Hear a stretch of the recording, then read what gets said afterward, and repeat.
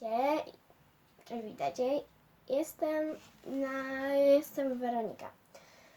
Tak, ogólnie to Weronika mam na drugiej, nie, ale przechodzimy do rzeczy. To jest mój pierwszy odcinek o slajmach, ponieważ drugie nagranie. Mam ich bardzo mało.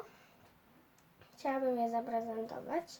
Mam ich strasznie mało, po prostu mam ich 5, a reszta została w starym domu, więc zacznijmy już działać. Mój pierwszy slime tak wygląda. On ma kryształki. Kupiłam go nad morzem w gąskach. A zresztą coś wam pokażę. Dzisiaj wróciła moja nierozpakowana walizka. I przechodzimy do kolejnego slajma. Kolejny jest zepsuty. Dodam do niego barwnik. Się zepsuł. Niestety do wyrzucenia. Fajny był. Kolejny slime. Sama go robiłam, ale się zepsuł, więc też do wyrzucenia. To pomijmy i już kolejny zróbmy. To jest slime, który kupiłam nad morzem. Jest też bardzo fajny. Wrócę do was, jak go wyciągnę, bo się trudno go wyciąga. Zobaczcie, jaki fajny, duży, mega. No. Tak wygląda.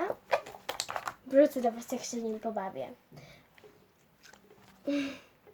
On tak fajnie pierdzi. O kurczę. Teraz nie pierdzi. Może teraz?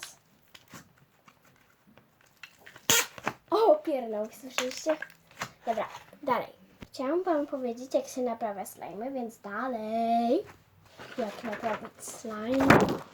Więc idziemy do kuchni. Biorę tego fioletowego. Stawiamy go do mikrofali. Dokładnie na 10 sekund. Możecie dłużej, jak się nie zrobi. Zobaczcie, fajny teraz jest. No i wyszedł nam. Do zobaczenia w następnym odcinku. Na razie!